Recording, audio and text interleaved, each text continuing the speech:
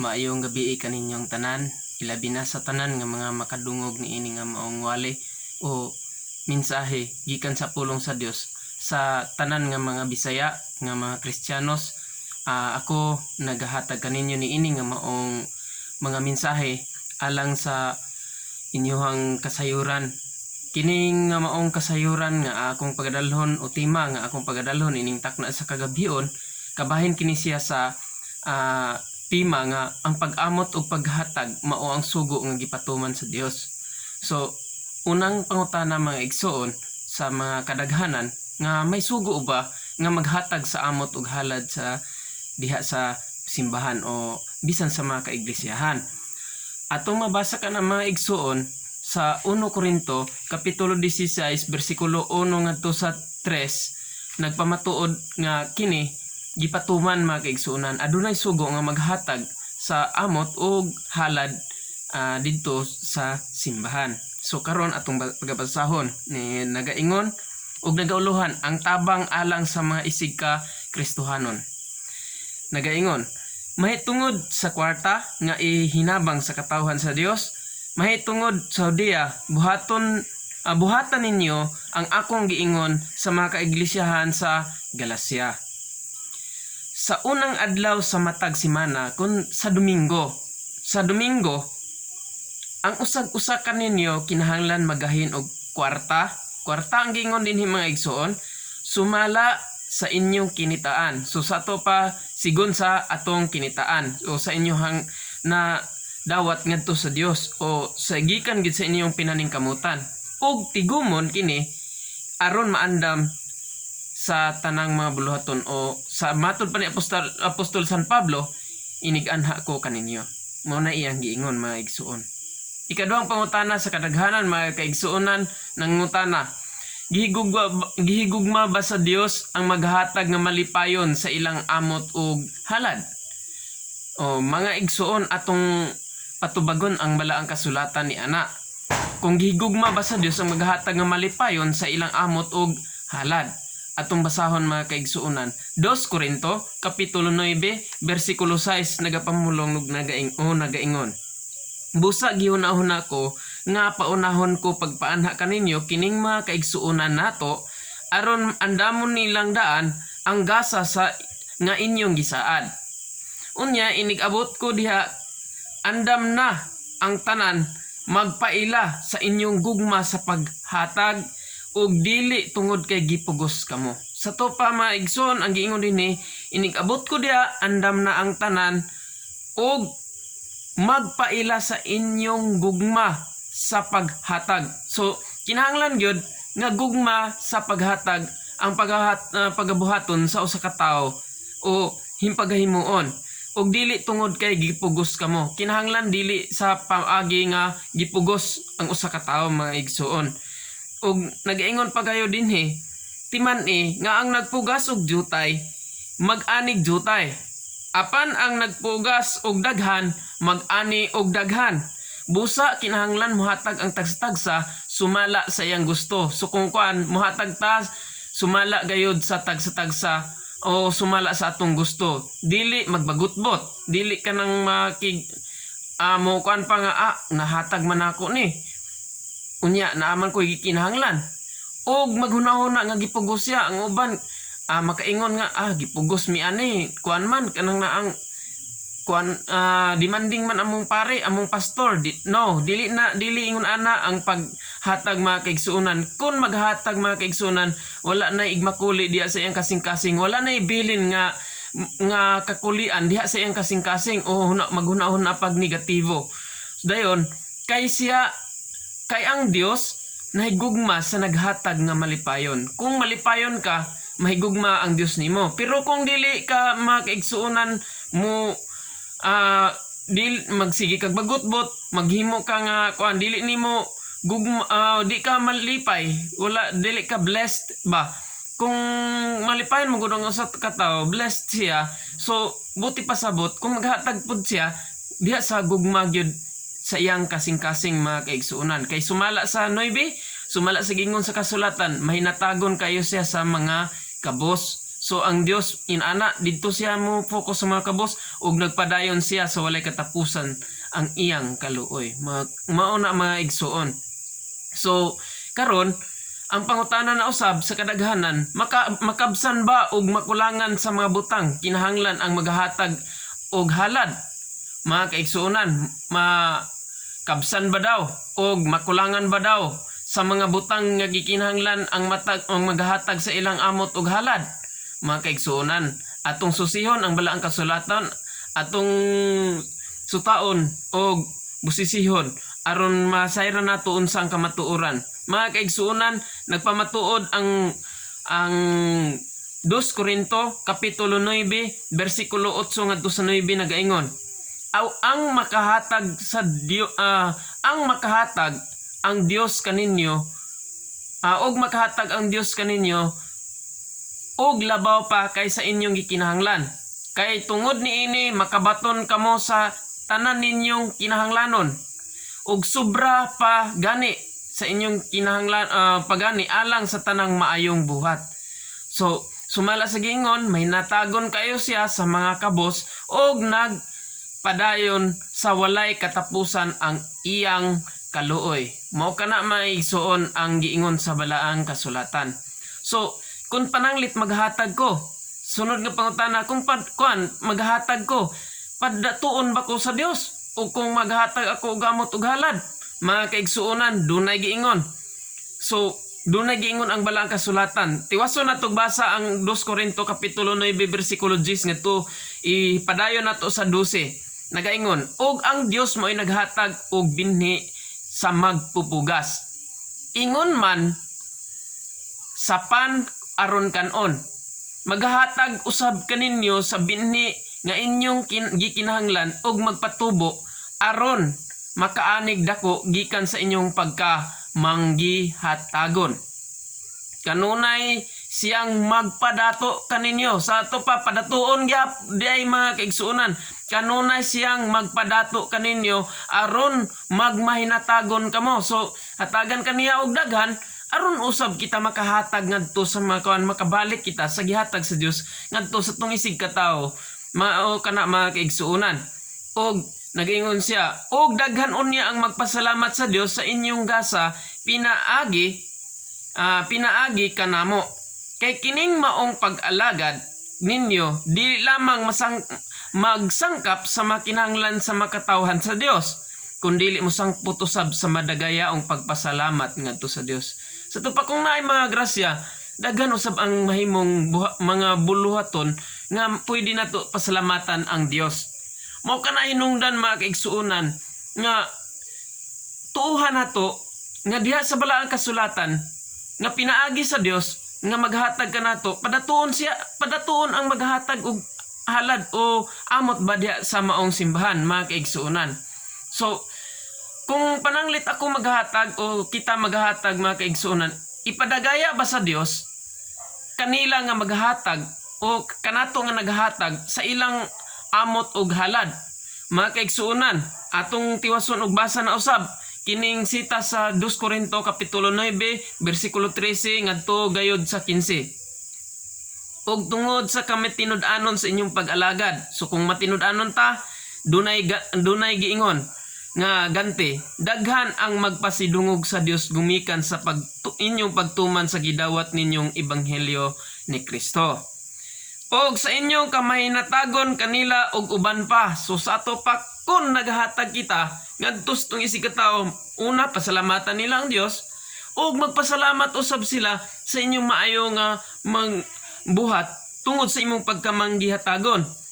Busa uban sa dakong paghigugma, magampo sila kaninyo tungod sa talagsaong grasya nga gipakita sa Dios kaninyo. So kung i-refer na to, so tungod sa atong pagkamatinud-anon sa atong pag-alagad, daghan ang magampo alang sa atong talagsaong mga grasya. So muampo na sila mga igsoon.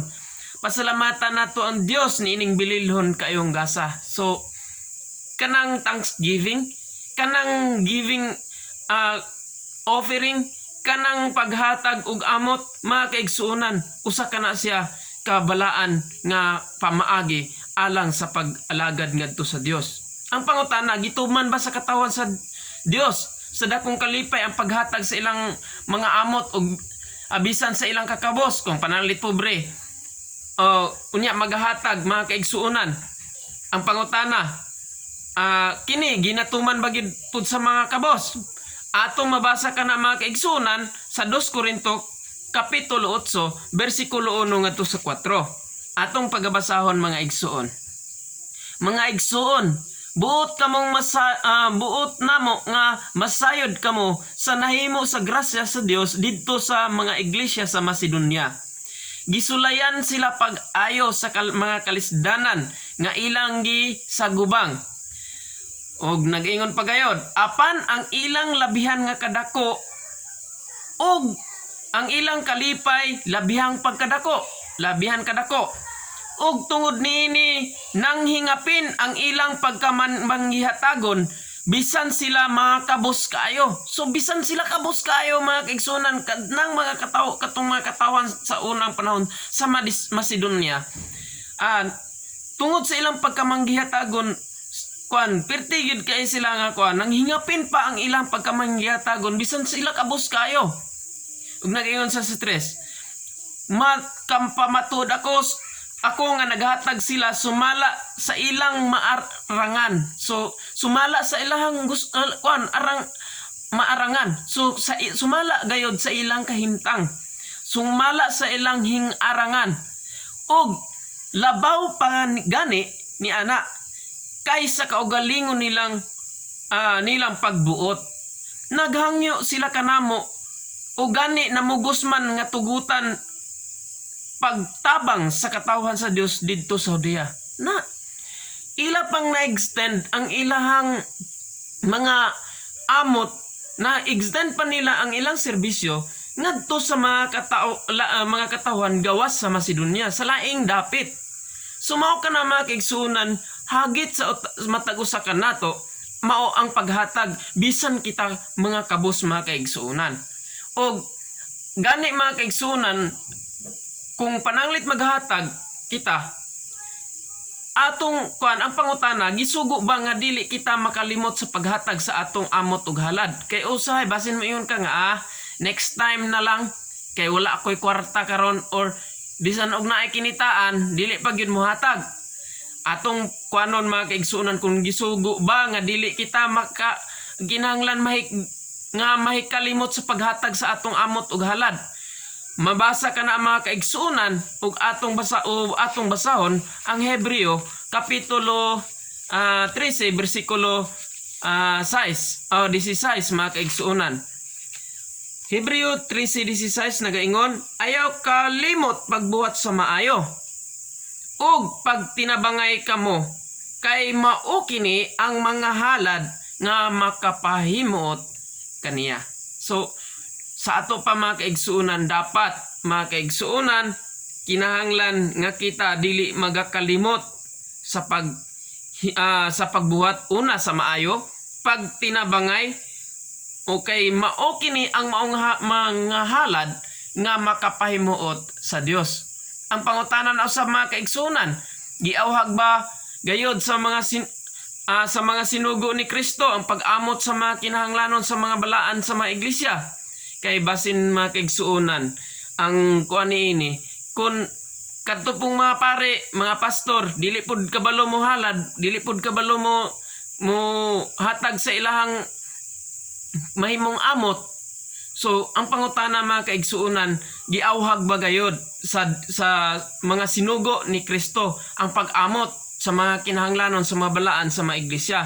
Mga kaigsuonan, atong basahon asab ang balaang kasulatan sumala sa Roma kapitulo 12 bersikulo 13. Atong basahon mga kaigsuonan ang Roma kapitulo 12 bersikulo 13. Nagpamatuod kini mga kaigsuonan ug nagaingon, bahini sa inyong mga kabtangan ang inyong isig ka magtotoo nga anaa sa kawadon, ug dawata sa inyong balay ang mga dumudoong. Sa ato pa mga kaigsuonan, kung naay mo bisita nga mga pare o mga pastor o mga obispo diha sa inyo ang tagsa-tagsa, obligado kita mga kaigsuonan nga kinahanglan pod mag-amutay. Pananglit na imo abot nga pastor pare diya sa inyong simbahan, kauban ninyo og reliyon, mga kaigsuonan, ang dami. Mag-amutay inig abot mga kaigsuonan. Kay sugo kana mga kaigsuonan sa Dios sumala sa Roma kapitulo 12 bersikulo 13. Ang pangutana, gininganlan ba ni Kristo nga mga bulahan ang naghahatag sa mga amot? Mga kaigsuonan, atong basahon ang Buhat kapitulo 20 bersikulo 35 kun gisugo ba mga kaigsuonan nga bulahan o ginganlan ba ni Kristo nga bulahan ang naghahatag sa mga amot? Buhat kapitulo 20 bersikulo 35 atong pagbasahon mga igsoon. Pag-abot nila sa hagdanan, napugos ang mga sundalo pag-alsa atong subayon. Nagaingon. Buhat kapitulo 20 bersikulo 35. Nagaingon. Diha sa tanan nga akong gihimo, gipakita ko kaninyo nga kinahanglan kita maghago aron pagtabang sa mga maluyahon uban ang paghinumdum sa ingon sa Ginoong Hesus. Mas bulahan ang paghatag kaysa pagdawat. Mas bulahan ang paghatag kaysa pagdawat. Mao kana ang giingon ni Ginoong Hesukristo. Mga kaigsuonan, sa bag-upa ang iglesia, giusahan ba nila ang ilang mga butang ug ana ang mga halin sa ilang mga butang? Mga kaigsuonan, atong susihon, basahon nato ang balaang kasulatan ug sutaon nato. Atong subayon ang Buhat kapitulo 4 bersikulo 32 ngadto sa 37. Nagaingon, ang pundok sa mga magtotoo usara sa hunahuna o kasing-kasing. So, ang pundok sa mga magtotoo sara dapat og hunahuna o kasing-kasing. Og wala kanilay miingon nga sila ray tag-iya sa iyang kabtangan. Kundili nag-ambitay silang tanan sa tanan nga mga butang nga ilang gihuptan. Uban sa dakong gahom, ang mga apostoles nagsaksi sa pagkabanhaw sa Ginoong Hesus ug ang Dios nagpanalangin pag-ayo kanilang tanan. So, unsa day mga igsuon? Sa bag-o pa kining maong mga kasimbahanan, ang tanan nila nga mga halin, mga kabtangan, giusahan na nila mga kaigsuonan aron gayud sila makasurvive. Nan ang pangutana, unsa may dangatan nila sa wala naghatag sa halin sa ilang mga butang ngadto sa mga simbahan o sa iglesia? Mga kaigsuonan, mamatay sila at tubangan sa iglesia. Mamatay sila at tubang sa iglesia. Mabasa nato sa Buhat kapitulo 5 bersikulo 1, nagaingon, may magtiayon nga si Ananias o si Safira nga mibaligya sa ilang katigayunan. So, unsa day mga kaigsuonan, mibaligya silang katigayunan apan gikuhaan ni Ananias ang halin. So, yang kuanan kining niyang gipuhalan. Gikuhaan niya ang halin. Og nasayod niini ang iyang asawa. Ang nahibilin gitugyan niya ngadto sa mga apostoles. Si Pedro miingon kaniya, Ananias nganong nagpatintal ka man sa Satanas ug namakak sa Espiritu Santo, pinaagi sa pagtipig og bahin sa halin sa katigayunan. Og sa wala pa nimo ibaligya ang katigayunan, imo kadto. Og sa diyang nabaligya na ang halin, imo gihapon.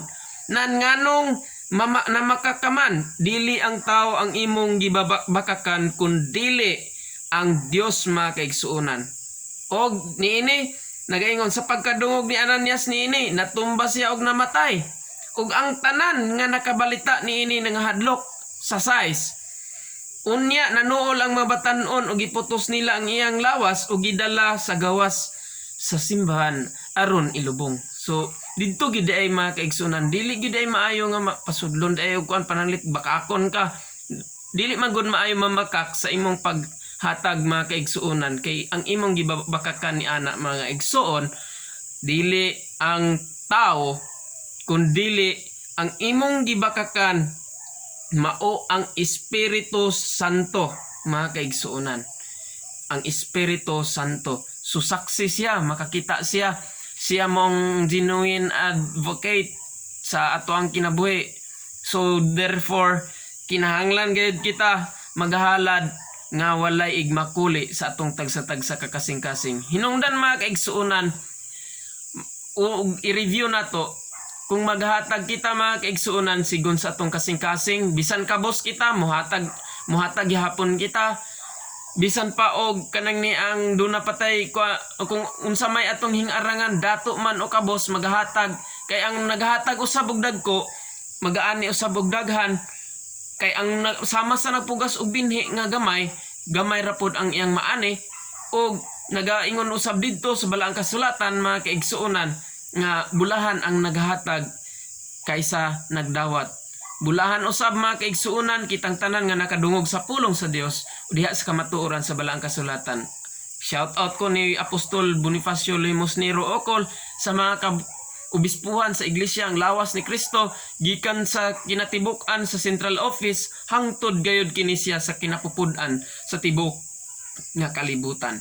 Manghinaot ko nga dili ninyo kalimtan ang pag-subscribe o paghatag o pag-comment bisan kuan kung naamoy mga pangutana, o palihog lang nalang pod ko og click sa share para ma-share ninyo ni bisan kinsang mga katawhan nga gusto ninyong i-share kini nga ong kamatuoran. So dinhilang kutom mga kaigsuonan, mayong gabi o mayong adlaw kaninyong tanan. Regards sa tanan, especially sa mga YouTube kuan ako kining ang YouTube subscribers, sa tanan nga mga kaigsuonan nako nga magasuporta sa kanunay niini nga maong channel sa Church the Body of Christ. Daghang salamat kaninyo mga igsuon ug maayong gabi kaninyong tanan.